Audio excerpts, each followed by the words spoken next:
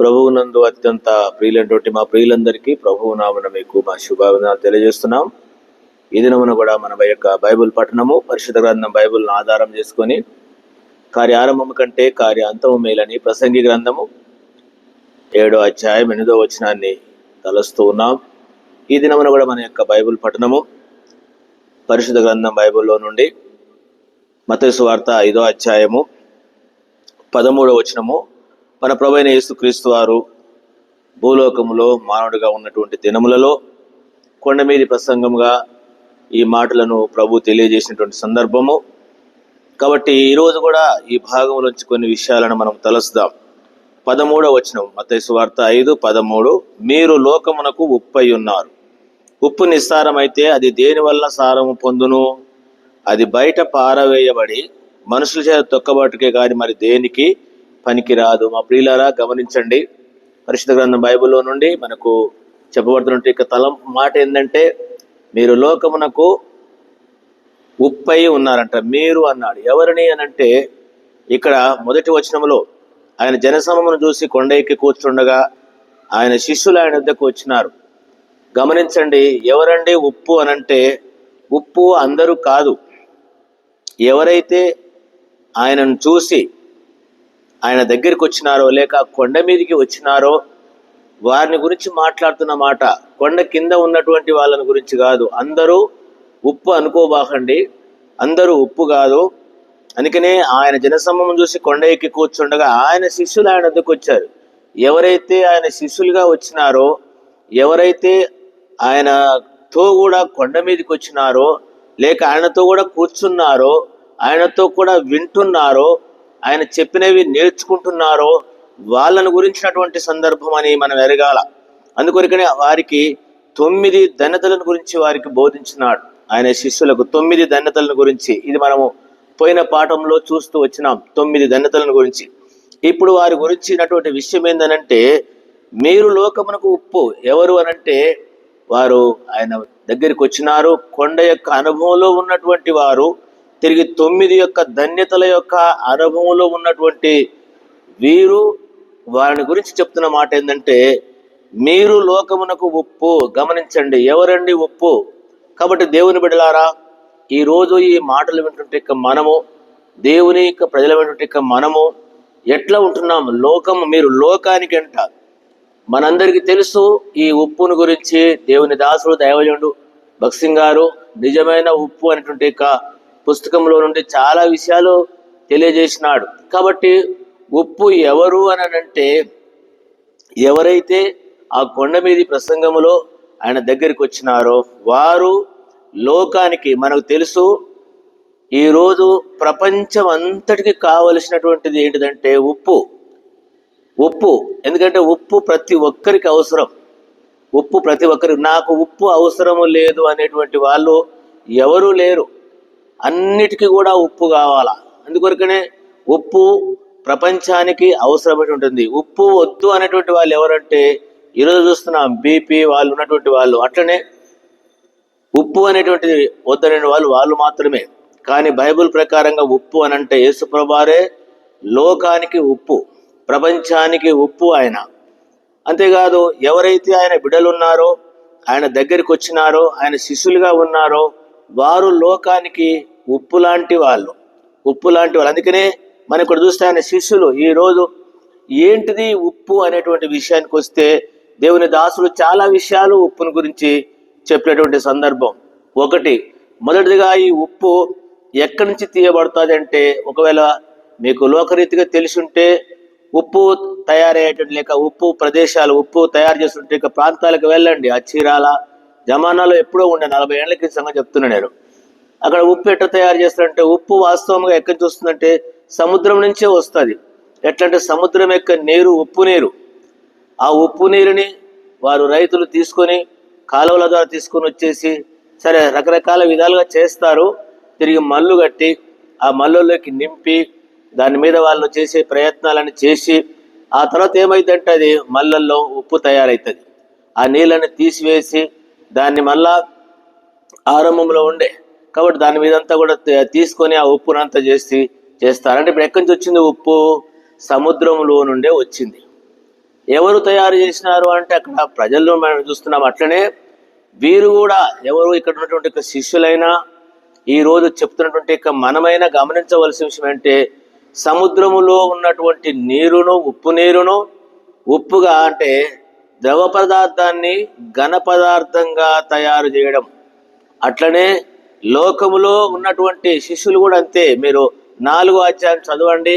శిష్యులు సముద్రములో ఆయా విధాలుగా వాళ్ళు చేపలు పట్టుకునే వాళ్ళు సముద్రాలలో పట్టుకునే వాళ్ళని పిలిచి అట్లనే లోకములో నుంచి వచ్చినటువంటి విషయం ఎవరండి లోకములోంచి తీసుకొచ్చి ఉప్పుగా చేసిందంటే యేసుప్రభువు వారే. అందుకనే ఒకటి మనము, రెండవది మన యొక్క పితరులు, ఆది అపోస్తులు.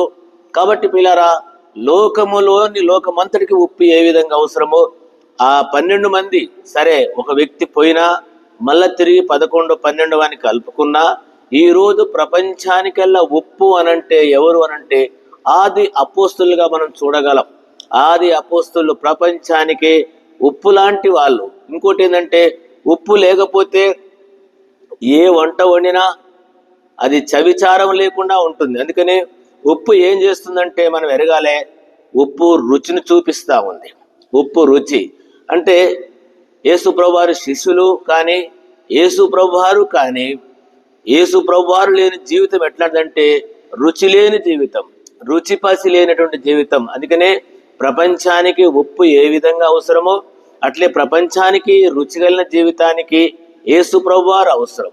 దానికి యేసుప్రభువారే ఆయన శిష్యులను ఉప్పులాగా తయారు చేసి పంపినారు. ఈరోజు ప్రపంచంలో ఒక రుచికరమైనటువంటి జీవితం అంటే ఒక ధన్యకరమైన జీవితము, ఒక విలువైనటువంటి జీవితం ఎవరి ద్వారానంటే ప్రభు అయిన యేసుక్రీస్తు వారి ద్వారా లోకంలోంచి బయటకు ఉంటే శిష్యులు కావచ్చు, ఆయన బిడ్డలు లోకానికి ఉప్పు. అందుకని గమనించండి, ఉప్పులో ఉన్నటువంటి విషయాలు కొన్ని విషయాలు నేను మీకు గుర్తు చేస్తాను.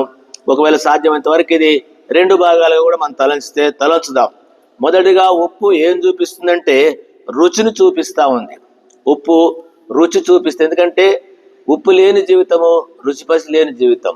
మరి ఏంటిది ఉప్పు అనంటే మనకు మన ప్రభు అయిన యేసుక్రీస్తు వారు చెప్పినట్లు మీరు లోకానికంటే ఆయన శిష్యులు కావచ్చు, ఆయన నమ్ముకుంటే బిడ్డలు కావచ్చు. ఉప్పు రుచి అని అంటాడు. కొలసీ పత్రికలో ఓ చక్కని మాటను దేవుని దాసుడు పౌలు గారు రాస్తున్నటువంటి సందర్భము మనకు కనబడుతుంది.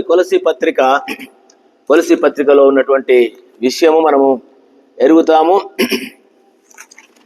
4:6 కొలసీ పత్రిక 4:6లో పౌలు ఈ విధంగా తెలియజేస్తూ వచ్చినాడు. దయచేసి గమనించండి. కొలసీ పత్రిక 4:6 ప్రతి మనుషునికి ఏలాగూ ప్రత్యుత్తరమేలనో అది మీరు తెలుసుకొంటకై మీ సంభాషణ ఉప్పు వేసినట్టు, గమనించండి, ఉప్పు వేసినట్టు ఎల్లప్పుడూ రుచిగాను కృపాసహితముగాను ఉండవలను అంటాడు. ఉప్పు వేసినట్లు ఎట్లంటే రుచిగాను కృపాసహితము. ఏం చూపిస్తుంది ఉప్పు అంటే రుచిని చూపిస్తుంది. కృపాసహితముగానంట, కృపాసహితంగాను. ఉప్పు దేన్ని చూపిస్తుందంటే కృప కూడా ఉన్నట్లు మనం చూస్తున్నది. అంటే మనము మాట్లాడే మాట, మనము సంభాషించే సంభాషణ ఉప్పుగా రుచిగా ఉండాలి, కృపాసహితంగా ఉండాలి. అందుకని చాలాసార్లు ఈ దినాలలో మాట్లాడమనేది సరిగా కుదరక, మాట్లాడరాక కృపకు బదులుగా రుచికరమైనటువంటి విషయానికి బదులుగా సమస్యలకు కారణమైతా ఉంది. అందుకనే యేసు ప్రభువారు ఎప్పుడు మాట్లాడినా ఆయన మాటలు దయగలిగినటువంటి మాటలుగా ఉన్నాయి, కరుణగలిగినటువంటి మాటలుగా ఉన్నాయి, కృపాసహితమైనటువంటి మాటలుగా ఉన్నాయి. ఇట్లాంటివి ఎన్ని చెప్పగలము? అందుకనే ఆయన నమ్ముకున్న బిడ్డలు కూడా ఏం చేశారంటే వాళ్ళ యొక్క విధానం కూడా అదే విధానంగా ఉంది. కాబట్టి ప్రియులారా, ఉప్పు ఏం చూపిస్తుందంటే రుచిని చూపిస్తుంది, అంటే రుచిగల మాటలు చూపిస్తుంది, కృపా సహితాన్ని చూపిస్తుంది, కృపను చూపిస్తా ఉంది. ఇంకొక విషయం ఏంటంటే ఇంకా మనము, ఎందుకంటే నేను కొన్ని విషయాలు ఉప్పులో గుణ లక్షణాలు చెప్తున్నాను, ఒకవేళ అటుగా ఉండవచ్చును కానీ దానికి ఉన్నటువంటి యొక్క ప్రాముఖ్యత ఏందనే విషయాలు మనము ఎరుగుదాము. 9వ అధ్యాయము మార్క్స్ వార్త 9వ అధ్యాయము గమనించండి. 49-50 మార్క్స్ వార్త 9:49-50. ప్రతి వానికి ఉప్పు సారము కలుగును. ఉప్పు మంచిదే గాని ఉప్పు నిస్సారమైన ఎడల దేని వల్ల దానికి సారము కలుగజేతురు? మీలో మీరు ఉప్పు సారం గలవారై ఒకరితో ఒకరు సమాధానంగా ఉండుడని చెప్పాను. గమనించండి, ఉప్పు దేని చూపిస్తుంది? సారవంతమైన జీవితం. ఉప్పు లేని జీవితము నిస్సారమైన జీవితం, దాంట్లో ఏం పండవు. చాలా మంది అట్లా ఉంటారు. అందుకని యేసు ప్రభు వారే మార్కు సువార్తలో దేవుని దాసుల ద్వారా చెప్తున్న మాట ఏంటంటే, మీలో మీరు ఉప్పు సారం కలిగి ఉండాలి. ప్రియ దేవుని బిడ్డలారా, ఈ మాటలు వింటుంటే మనము ఉప్పు సారము మనలో ఉన్నదా? రెండవది, ఒకరితో ఒకరు సమాధానంగా ఉండండి. గమనించండి, ఎట్లా ఉండాలంట?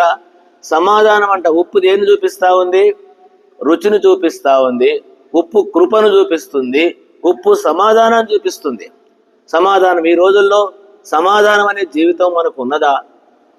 దేవుని మందిరాలకు వెళుతున్నాము, దేవుని సేవ అంటున్నాము, దేవుని బిడ్డలం అంటున్నాము, దేవుని సంఘాలు నడిపిస్తున్నాము, దేవుని యొక్క సంఘాలలో బాధ్యత వహిస్తున్నాము.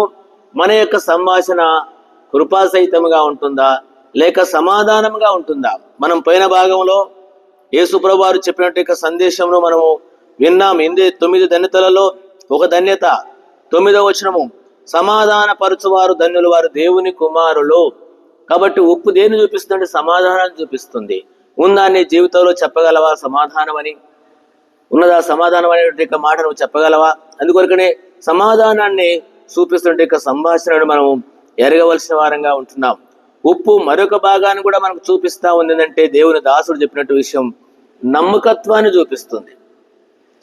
నమ్మకత్వాన్ని అంట. దీని గురించి ఒక సంగతి కూడా చెప్పినాడు దేవుని దాసుడు. అందుకనే గమనించి, నమ్మకత్వము, నమ్మకమైనటువంటి జీవితం. వాస్తవముగా ఉప్పు నమ్మకత్వాన్ని చూపిస్తుంది. అంటే ఉప్పు తిన్నటువంటి వాడు ఏం చేయాలంటే నమ్మకంగా ఉండాలి. ఎవరు ఉప్పు తిన్నామో వారికి కీడు చేయవద్దు అని. మనం చాలాసార్లు ఏం చేస్తామంటే వాళ్ళ ద్వారా మనం పైకి వస్తాము, వాళ్ళ ద్వారా మనం మేలు పొందుతాము, వాళ్ళ ద్వారా మనం అనేక విషయాలుగా లాభం పొందుతాము, ఇంకా రక్షణలో కూడా రావచ్చు. ఇట్లా వచ్చి వాళ్ళకే మనం కీడు చేసే వాళ్ళం ఉంటాం. ఈ దినాల్లో సంఘాలు చూస్తూ ఉంటే ఇస్కరియోతు యూదా లాంటి వాళ్ళు యేసు ప్రభువారితో ఉన్నాడు, యేసు ప్రభువారితో కార్యాలు చేసినాడు, అనేక చేసి తిరిగి యేసు ప్రభువారిని పట్టించే విధంగా ఉన్నటువంటి అందుకనే నమ్మకత్వం అనేది ఉన్నదా? దేవుని బిడ్డలకు, క్రైస్తవులకు కానీ, దేవుని దాసులకు కానీ, దేవుని సేవకులకు కానీ, దేవుని పరిచయం చేసే వాళ్ళకు కానీ నమ్మకత్వం అనేది అవసరము. నమ్మకత్వం అవసరం. అందుకొరకనే ప్రభువుని నమ్ముకున్నట్టు బిడ్డలారా, దేవుడు చూసేది ఏంటంటే నమ్మకత్వం. అందుకన్నాడు, బలా మంచి నమ్మకమైనటువంటి దాసుడా, ఈ కొంచెంలో నీవు నమ్మకంగా ఉన్నామని. దేవుని బిడ్డలుగా, దేవుని దాసులుగా మనము నమ్మకమైనటువంటి వారంగా ఉండవలసిన విషయంగా ఉంటున్నాం. కాబట్టి నమ్మకత్వం అనేది మనకు అవసరమైన విషయం. ఇంకోటి ఏంటంటే ఉప్పులో ఉన్న 3వ లక్షణం కూడా ఏంటంటే ఉప్పు నిల్వను ఉండనిస్తుంది, నిల్వ ఉంటుంది. అంటే ఎప్పటికి కూడా ఏం కాదు, చెడనివ్వదు. ఒక పదార్థాన్ని చెడనివ్వకుండా ఉప్పు ఉంటుంది. ఉప్పు చేస్తున్నటువంటి పని ఏంటంటే చెడనివ్వదు. ఏం చూపిస్తుంది? ఇది నిత్య జీవాన్ని చూపిస్తుంది. నిత్య జీవాన్ని, ఉప్పు నిత్య జీవాన్ని చూపిస్తుంది. మానవుడు ఎప్పుడు నిత్య జీవం వస్తుంది? అందుకనే జీవాన్ని చూపిస్తా ఉంది. ఉప్పు జీవం చూపిస్తా ఉంది. అందుకనే దేవుని బిడ్డలుగా ఈ ఉప్పు నిత్య జీవానికి మనకు గుర్తుగా ఉంటుందని మనం ఎరగాల. ఇంకా ఉప్పు నిత్య జీవంలోనే ఎవరైతే రక్షించబడి మారు మనసు పొందుతారో వారి జీవితాలు ఏం చేయబడతాయంటే పవిత్రం చేయబడతాయి, శుభ్రపరచబడతా ఉంటాయి. ఏజ్కేల్ గ్రంథము 16వ అధ్యాయంలో ఏజ్కేల్ ప్రవక్త గారి ద్వారా దేవుడు ఇశ్రాయేలు యొక్క ప్రజల గురించి ఒక చక్కని మాటను చెప్పిన విషయాన్ని మనము చదవగలం. ఏజ్కేల్ గ్రంథము 16వ అధ్యాయము 4వ వచనంలో యెరూషలేము యొక్క సంఘాన్ని, ప్రజలను గురించినటువంటి మాట ఈ విధంగా వ్రాయబడి ఉంటుంది. నీ జనన విధమును చూడగా నీవు పుట్టిన నాటు నీ నాభి సూత్రము కోయబడలేదు, శుభ్రమొకటకు నీవు నీళ్ళలో కడగబడలేదు, వారు నీకు ఉప్పు రాయకపోయిరి అంట. ఉప్పు ఏం చూపిస్తుంది? శుభ్రత చూపిస్తా ఉంది. ఉప్పు జీవాన్ని నిల్వ ఉండే జీవితం, నిత్య జీవాన్ని చూపిస్తుంది. శుభ్రపరిచే జీవితం. ఉప్పు పవిత్రపరుస్తుందంటే పాపముల నుంచి విమోచన, విడుదల. కాబట్టి ఎవరైతే రక్షించబడ్డారో వారి జీవితము శుభ్రం అవుతుంది, పవిత్రపరచబడుతుంది. ఎవరైతే ఆ విధంగా ఉన్నారో వారు నిత్య జీవానికి వారసులుగా ఉన్నటువంటి సందర్భము మనం చూడగలం. కాబట్టి ప్రియులారా గమనించండి ఉప్పు యొక్క లక్షణాలు, ఉప్పులో లక్షణాలు. అందుకనే కొన్ని మాత్రమే మనం చూస్తూ వచ్చినాం. ఉప్పు యొక్క లక్షణం మొదటిది రుచి. కాబట్టి మనం ఏ విధంగా ఉండాలి అనేటువంటి విషయం. అంతేకాదు ఉప్పు యొక్క విషయం ఏంది, రుచే కాకుండా ఏం చేసాం, నమ్మకత్వాన్ని చూపిస్తున్నాం. నమ్మకత్వం. అంతేకాకుండా సమాధానం గురించి కూడా మనం చూసినాం. దేవుని బిడ్డలుగా సమాధానం అనేది అవసరమైన విషయం. ఉప్పు మూడవదిగా చెడనివ్వదు, అంటే నిత్య జీవాన్ని చూపిస్తుంది. ఉప్పు శుభ్రత అంటే పవిత్రతను చూపిస్తుంది, పరిశుద్ధతను చూపిస్తూ ఉంది. కాబట్టి గమనించి ఈ విషయాలను మనం ఎరుగుదాం. ఇంకొక విషయం కూడా నేను ముగించే ప్రయత్నం చేస్తాను. ఉప్పు ఏం చూపిస్తుందంటే రక్షించబడ్డటువంటి వారి జీవితాలలో ఇది విలువైనటువంటి విషయం. ఇది ఎవరి ద్వారా కలిగిందంటే యేసు ప్రభు వారి ద్వారానే. ఈ 3 విషయాలే జరుగు, మిగతా భాగం తర్వాత మనం చూస్తాం.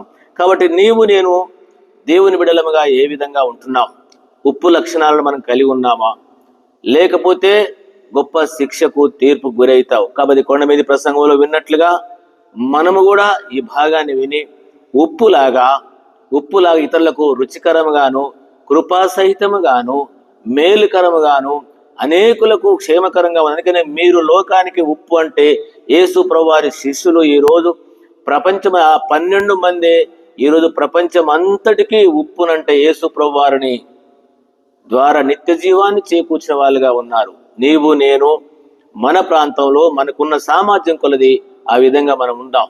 ఆ విధంగా ప్రభు మనకు సహాయపడడం కాక ప్రార్థన చేస్తాం. ప్రియమైన తండ్రి బాగా దీవించమని యేసు నామమున ప్రార్థన చేడుకుంటున్నాను తండ్రి, ఆమేన్. మన తండ్రి అయిన దేవుని యొక్క ప్రేమ, మన ప్రభువైన యేసుక్రీస్తు కృప, పరిశుద్ధాత్మ సహవాసం మనందరి తోడై ఉండును గాక, ఆమేన్. ప్రైజ్ ది లార్డ్ అండి. మీ అందరికీ ప్రైజ్ ది లార్డ్.